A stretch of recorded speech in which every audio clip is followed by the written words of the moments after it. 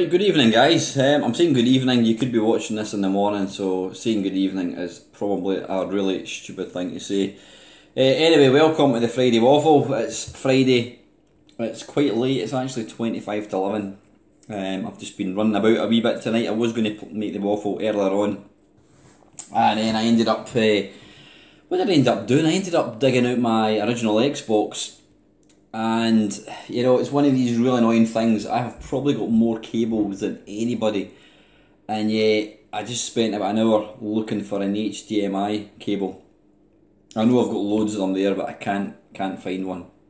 The Xbox, obviously the Xbox doesn't connect to HDMI. It does do components. So what I've got is a bit of a long convoluted thing. I've got the component.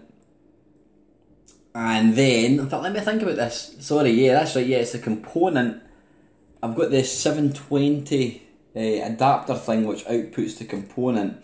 Then I bought myself an adapter which lets me connect the component to the box, and then it lets me plug an HDMI cable into the box into the back of the telly. So, like I says, I couldn't find the HDMI cable anywhere, so that's tomorrow's thing. So anyway, I hope you've all had an alright week. I've just been absolutely ridiculously busy, just silly mental. I was helping a friend move house on whatever day it was, yesterday actually. I was at the gym a few times, been playing a fair bit in the main cab, not played any other games, not played the PlayStation 4 or anything. Yeah, really not much of a gaming week at all. So what I'm going to do is, last week I ended up just talking about stuff. What was I talking about? I can't remember what I was talking about. Yeah, I was talking about my thoughts and feelings on the 8-bit machines. So what I thought I would do is, I've obviously got questions from last week or the week before which I'm going to answer just now. So just excuse me before I get started. I'm going to have a little drink of this delicious tea of mine. Right, so anyway, yeah, let's kick things off. Tell you one thing, see, as I'm getting older, I always think, age isn't catching up with me. I mean, I don't feel like my body's failing me at all, but my eyesight is definitely getting worse. It's the reading. I'm fine when I've got good light, but see, trying to read things in poor light, that's, yeah. Anyway, right, let me see here. Dave, Tom, I was in a very similar emotional position to you a short time ago. I associate very much with your circumstances. But, excuse me very much. I guess I know how you feel. It took a good year for me to recover from my split, and it was very much a series of finding myself. One morning you wake up and suddenly your reflection in the mirror is smiling back at you and you recognise your own self. Yeah, absolutely, Dave. Thanks for your comment, buddy. Next, Colin Jones. It's not just age for an antique. The item needs to have perceived value too. Is that right? I was talking about antiques, and I was asking, does anybody know when does an old item become an antique? So I wouldn't say I'm going to disagree with you, Colin, but does an antique have to have value? I don't know. I've got no idea. I dare say you probably know better than me. Keep up the good work, Alan. Real life has been crazy for me too lately, but I always make time for a waffle. Well, that's great. It's good to know that you guys watch them.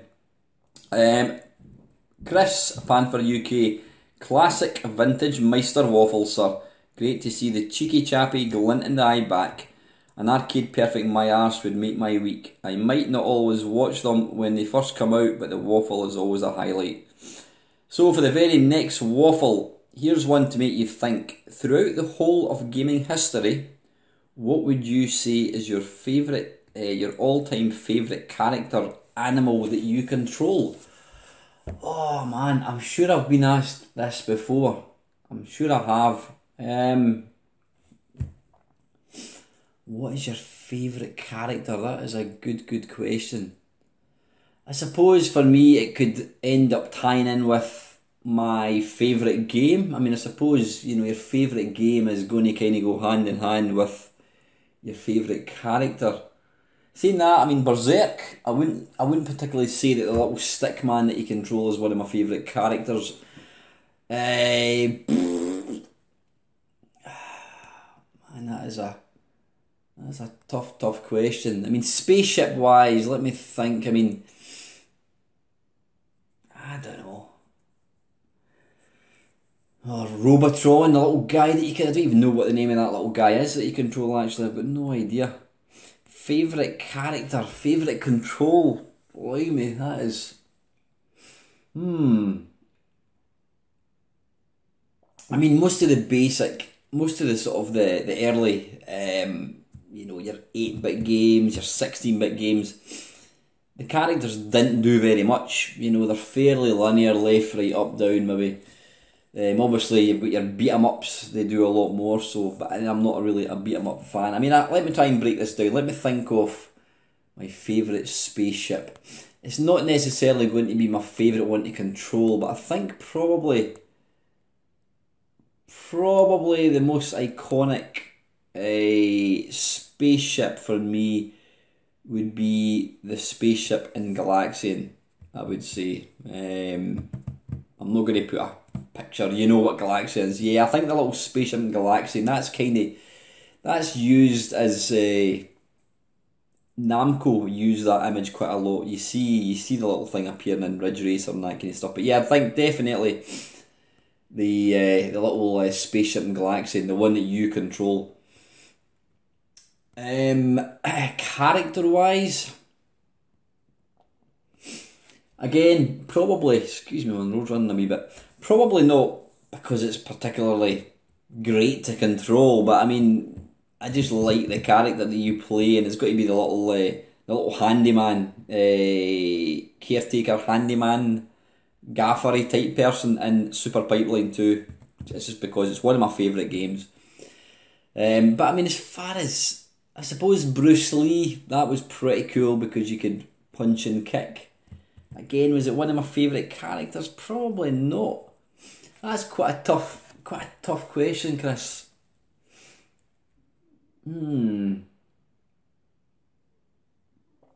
I can't really think. I'm going to go for the little professor guy that you control in Robotron, simply because he's got the most awesome firepower ever.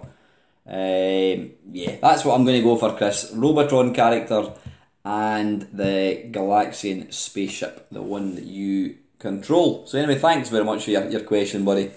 Next up, Batman. Let you hold it up so I can actually see it. Great waffle, sir. My subject for the week is I've been listening to a lot of gaming podcasts recently, so it got me thinking, what are your favourite gaming podcasts? Would you consider doing one yourself? As you have a good rapport with the various chaps you've had in your channel, would that be for you?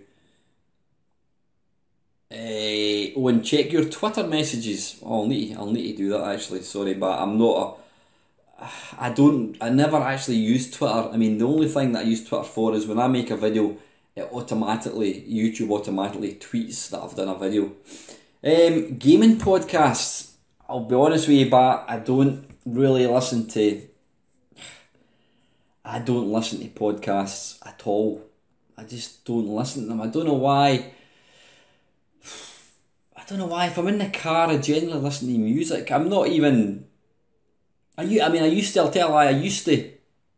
the gaming podcasts that I used to listen to, and I've not for a long time, is the Retro Asylum.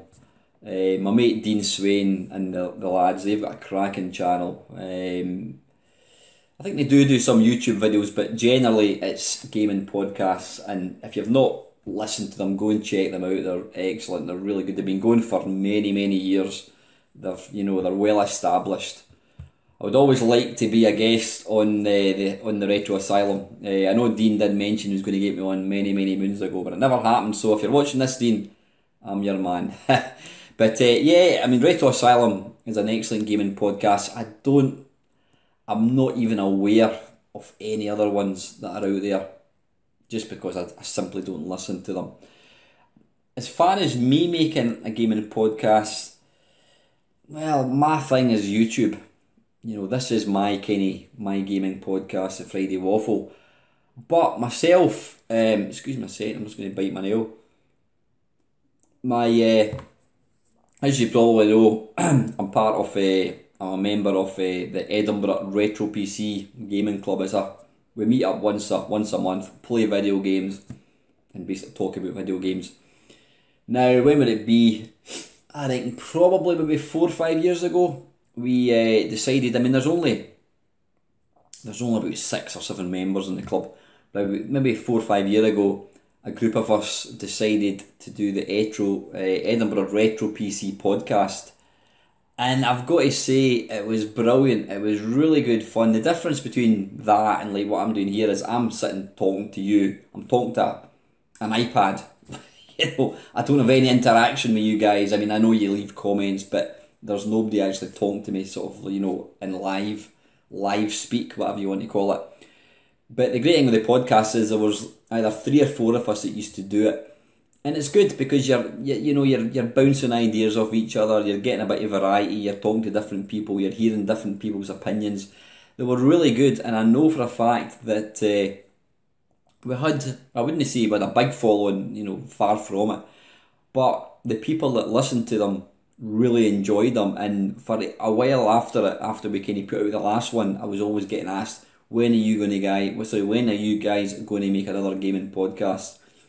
I will speak to them because they were very, very, very good. If you want to hear 4 Scottish people talking about video games, then you'd probably quite enjoy it. So I might actually have a word with the guys and see if we can maybe pull together another one. It's just, I think the biggest problem for us was getting the time for us all to be available.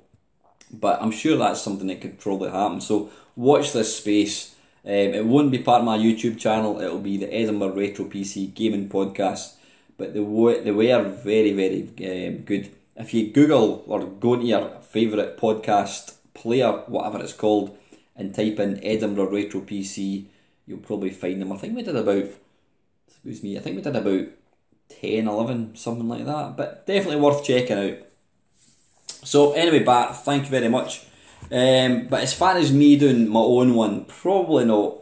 It depends if my YouTube channel, I don't know how it's going to go. My YouTube is always going to be my thing rather than sort of gaming podcast. I used to actually do the Waffle in an MP3 format because really there's no requirement for me being on this. There's no requirement to see me at all. It's all about me talking, really.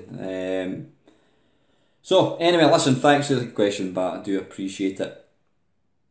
Country Roadist, Alan, I do not believe that you kidnapped Madeleine McCann despite what everyone said since the documentary. I read that comment. I have got absolutely no idea what you're on about. I do know that there's a Netflix documentary all about Madeleine McCann, the disappearance. What that's got to do with me, I have got no idea. It'd be interesting to know what you're talking about. Yeah, I love you, Alan. Never change. Thank you very, very much. Next up is Ye Oldie Gamer Steve. Hi mate, a question for you. I feel that 2D games age really well and 3D games do not. For example, 2D games like Dig Dug, Manic Miner, Berserk are all as fun as the day they came out, yet 3D games suffer a lot. It says stuffer, but I think you're meant to say suffer. For example, Final Fantasy VII, I loved it but could not play it these days, it just looks ghastly. What is your opinion on 2D and 3D games and how well they age? Interesting point. I was actually talking to one of the guys at the computer club last week about that very, very subject. I think, now this is just my opinion, obviously, it's my Friday Waffle. 2-dimensional games kind of stopped being made when after the 16-bit scene kind of disappeared. You had the 8-bit, you had the Commodore 64, the Spectrum, the Amstrad. Then the graphics, the 2-dimensional graphics got slightly better with 16-bit. You had the Mega Drive, your Amiga, all that. But they didn't get much better to the point that, that it made the 8-bit ones look rubbish. So, perhaps if 2D games were being made now, and I know there are a few out there, if they're being made now, then it might date like the Commodore. Say for example Manic Miner or Berserk, take Berserk for example. It's an ancient game. Yeah, the graphics do look shit, but we've never really gone beyond these blocky graphics. Yeah, the Amiga does look a bit better, obviously, a bit more colour, a bit more detail. So the last incarnation of 2D games was quite a long time ago, and for that reason, it hasn't aged because we haven't seen more modern ones. I'm not making a very good.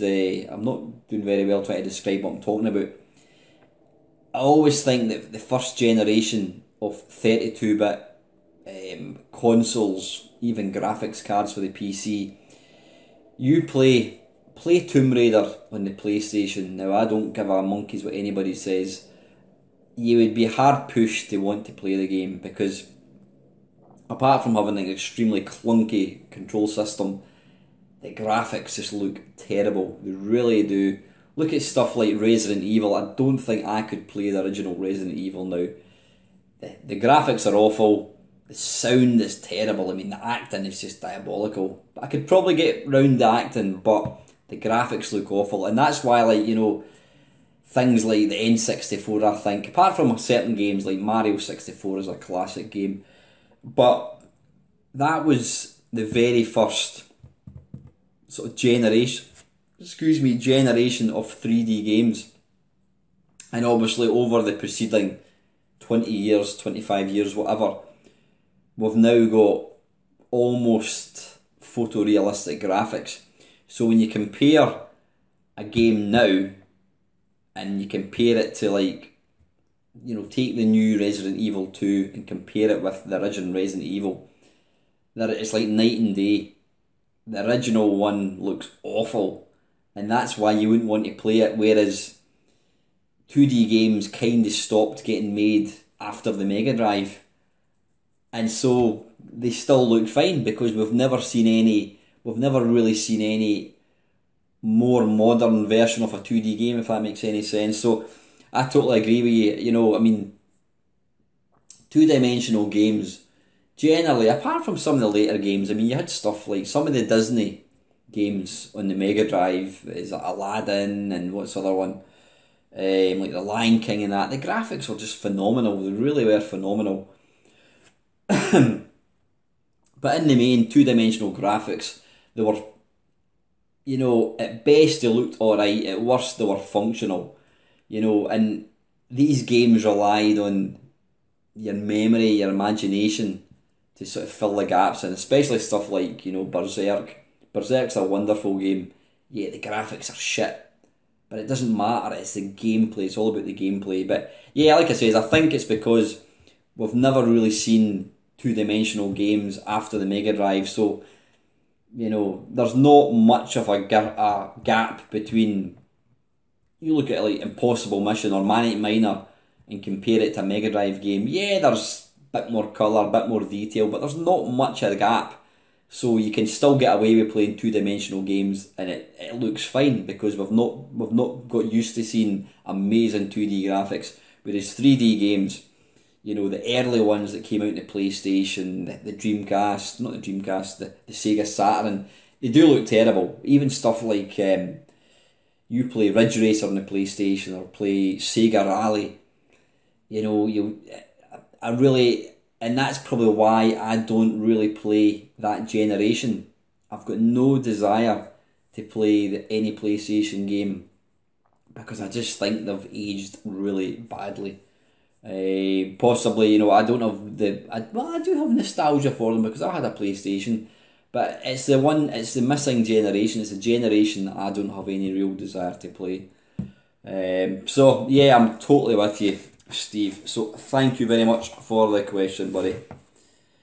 Next up is Carol Todd. Back in the day, I wrote a Mandelbrot generator program in Blitz Basic on the Amiga for some coursework. I then left the Amiga on for several days because it would have to run for several hours generating the graphics for each view. Once the generation was complete, I had to take a photo of the screen, configure the options to zoom into a different area, and then wait several hours again for the next generation to complete. The power brick got quite warm but never had any problems. And yeah, I was talking about leaving a computer on. I once left a Commodore 64 on for like about 2 days solid, just because I had a game loaded in, and I knew when I switched it off I was going to lose the game. Not asked a question for a while, so here's one for the next waffle. Thinking of how gaming has evolved from the 8 bits to the current generation, what things have surprised you in a good way, and what has disappointed you? Surprised you in a good way? I don't know if surprise would really be something. I mean, the VR is awesome. You know, I'm a massive fan of VR. I don't play it a lot, but I do think VR is a nice thing. I mean, I know it'll never really, until they come up with a VR system whereby you can just walk into a room and just press a button on a controller and suddenly your room becomes a sort of VR. VR is always going to be a niche thing. You know, it's never going to take over from the sitting on your couch with an Xbox 360 controller. Maybe 10 years down the line when technology catches up. So yeah, VR is a wonderful thing. But as far as modern games, I am slowly becoming more turned off with modern games. I just don't really have. I don't have the interest or the enthusiasm to play them. I mean, yeah, the graphics are phenomenal. You know, the graphics are almost photorealistic. They can drag you into a gaming world. You know that. You know, you just had to imagine back in the day. So yeah, I can't say there's anything really surprising about modern games that I think's wonderful. But disappointingly, I think we've lost the creativity. When did you last see an original game come out for the PlayStation 4 or the Xbox One or whatever? About the only company that's still to this day making, you know, they're right out there in the forefront of originality, and it's Nintendo. You know, they've brought out this thing, I've never actually looked at it, they've brought this thing where you can put your Switch and turn it into different machines and that kind of thing. You know, that they're still bringing out games that are original. But you randomly pick 10 games for the PlayStation 4, and I would almost guarantee they're all going to be first-person shooters. So I think as games have evolved with graphics, with sound, complexity. I mean, they're not any more complex to actually play, but obviously the world's become bigger and bigger and bigger. They're very, very similar, and I think that's why I just get bored. I just simply get bored. Yeah, they're dressed up with different graphics. You know, this one's Red Dead Redemption is effectively Grand Theft Auto, but it's in the desert. You know, they're all the same. And that's why I think I've just kind of lost touch with modern gaming. And I was saying that to my mate the other day, that I really don't see myself being an early adopter of a new console. I know when the PlayStation 5 comes out, or whatever it is, the next big one that comes out, I know I'll be tempted to buy it. But I think this time I'm going to consciously say, you know, no, wait a minute. You didn't play the PlayStation 4 when you got it until quite a long time, so why are you going to waste all this money being an early adopter of a system when you're simply not going to use it? So yeah, I'm an old school gamer. I much prefer old school games. But yeah, to kind of go back to your question, Carl, I mean, there's nothing really that jumps out about modern gaming and I go, wow, this is incredible. Yeah, you looked at Grand Theft Auto. I mean, one thing I do like about modern games and Grand Theft Auto, I'm going to look at you, is the open world. I love the fact that you can just do what you want. You can jump in a car, you can drive up a mountain, you can steal a motorbike, you can go for a swim, you can steal a boat, you can do whatever you want. I like that, I really do. I don't go online at all with games, so I can't really comment on that. But like I says, yeah, the bits that do disappoint me, I just think that modern games, there's really no originality anymore. They're all the same. They're all the same. You run about, shoot people, kill people, take something, take it there, get a mission. That's why I play stuff like Berserk. So, anyway, listen, Carol, thanks for your question, mate. Ian Hunter, how you doing, Ian? What I meant by the comment, Alan, was it's very nostalgic watching all the TV shows and movies I recorded back in the 1980s. I still have cupboards full of VHS tapes. Anyway, whilst I'm watching your waffle, here's a question for next week's show. If you had the coding prowess of Jeff Minter or Jim Bagley, what type of game would you like to create and for what machine? Thanks, Alan. It would, let me think, what would that, is there a game I'd like to, it would probably have to be a shoot 'em up of some sort, possibly a twin stick shooter. Yeah, I think it would have to be, it might be a kind of Robotron type style game. Obviously Jeff Minter's done Lamasoft, what do you call it? Lamatron, he's done Lamatron. Aye, I think it would be. I think I would want to come up with the bestest shoot 'em up ever. Plenty visuals, plenty bullet hell going on. Awesome sound as well. What system would I use? I don't know. I'm just trying to think. I mean, there's certain games that I would. You know, I wouldn't mind seeing like a modern remake of Berserk, but just keep it simple. Don't, by all means, improve the graphics, but don't go messing about with the gameplay mechanics. I'd like to see, or I'd like to see, you know what I would like to see, a really photorealistic version of Rolling Thunder. Stick to the same music, same graphics, but just make them look photorealistic. That would be quite interesting. But yeah, it would probably be a vertical shooter or a twin stick shooter, I think. Yeah, so anyway, buddy, thank you very much for that, mate. Lacozer, question for next waffle, assuming it hasn't been recorded already. In one of your live streams, you mentioned games that were highly rated by Zap64. But you hated it when you bought them. Ball Blazer was the example I gave. Yeah, and I was exactly the same. I did buy Ball Blazer, and I just thought it was boring. I just didn't get it at all. But how about the other way around? Games that were slated in Zap64 but you liked.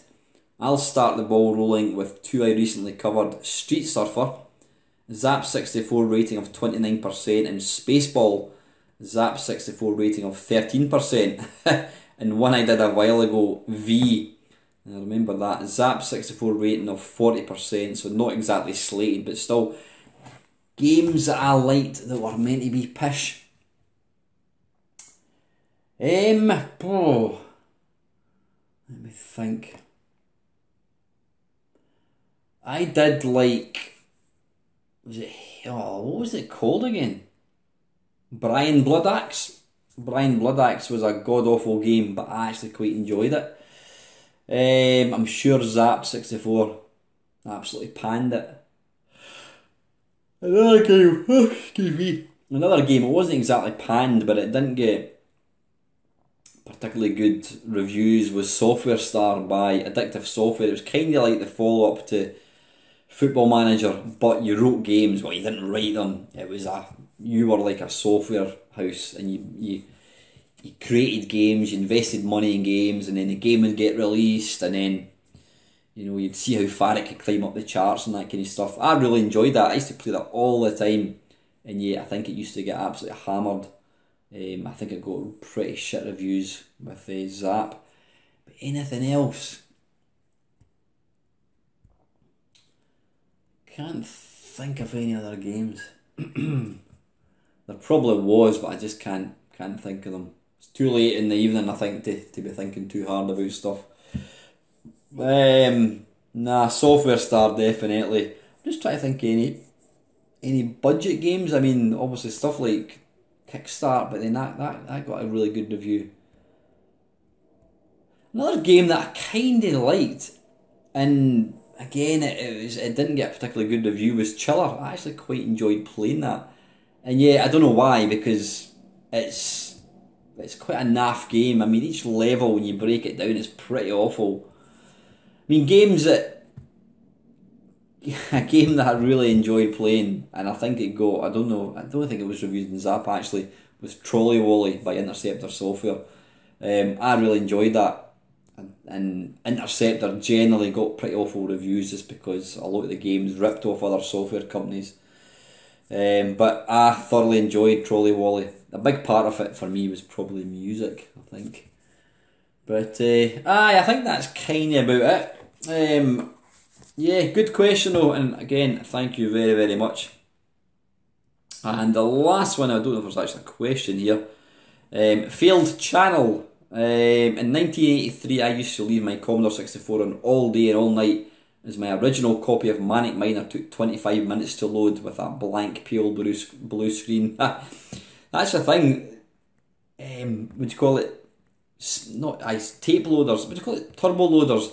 They were a fairly recent thing. I mean, for the first couple of years of the Commodore 64's life, there was no such thing as a turbo loader, and it literally was about 20 minutes, and you had no idea whether the game was going to run or not. There was not a loading screen or anything. It was just a pale blue screen, and if you're lucky, the game would start. And if you're unlucky, the tape would just go click, and then you'd have to rewind it and start again. That PSU lasted less than a week. Probably because you had it turned on for like 4 days. Anyway, my question to you is, do you have any stories about copying games for your Atari ST or Amiga? My cousin who lived near me got well into swapping Amiga discs by mail, and we'd spent ages using Xcopy and 2 external drives. One was mine and the other his, to prevent knackering the internal drive. But we always put aside an hour for some great 2-player games like Speedball 2 or Kickoff 2. Yeah, oh, I could make a video. I might actually. I mean, I know I have done a Friday Waffle way back, talking about piracy, and you know, rightly or wrongly, I know piracy is wrong, but piracy was a massive part of the scene back in the day. So I think I will. I'm going to touch on it just now, but I think I will do a Friday Waffle piracy special, because I think it's quite an interesting thing. But copying games, yeah, I'll give you the sneakiest thing that I ever did, and then I'll leave the rest for another waffle. I've mentioned the guy that first got me into computers. It was an Italian guy called Ray Agostini. He had his own computer shop. He was selling computers before the big mainstream stores were selling computers, and I used to go up there all the time. I used to buy games, but I always remember the sneakiest one ever was one day we both, I think it was me and 2 of my mates, we had an Atari ST.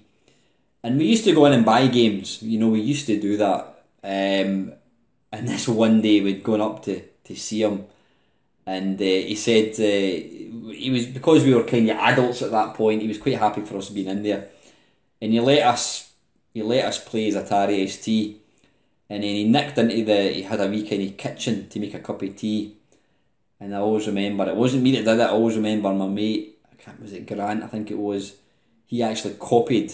He'd taken along a copy of, was it Pro Copy, I think it was called, for Atari ST, and he actually copied a game when the guy was in making a cup of tea. No other sneaky thing that I did, again it was to Ray, and I do apologise Ray, but you know, I gave you lots of money back in the day, was I bought, what was it called, Ranarama by Hewson, I think it was, for Atari ST. You played the part, it was kind of like Gauntlet, but you played a part of a frog. Actually quite a good game, and I took it away, tried to copy it, I couldn't copy it. So what I did was I peeled off the label, and I put it onto the copy, and then I went back to the shop, and I said to Ray, look, this game doesn't work. And he was all for giving me another copy, and I said, no, I'd rather just get a different game. And he then said, look, that is not the original disc. And I went, of course it is, of course it is. And he knew full well what I had done, but he couldn't prove it. And he very reluctantly gave me money back. So yeah, that was the twice that I kind of was a bit nasty, but you know what, I used to, I spent lots of money, I spent hundreds of pounds in race shop over the years, so anyway, but yeah, there's plenty other, I could, but it's stuff for another waffle. So I think what I'll do is next week, I will talk about piracy. I've got some really good tales to tell, open air markets and that kind of stuff. Yeah, really good stuff. So anyway, listen guys, I'm going to call this waffle. I'm going to bring it to a close. Thank you to everybody that asked me a question. If anybody asked a question from last week, I do apologise. I will add it in next week if that makes any sense. So listen, it's getting very late. I'm going to get this waffle uploaded and hopefully get it out tonight. So thank you very much for watching guys. Have an excellent weekend and I'll see you again. Take care.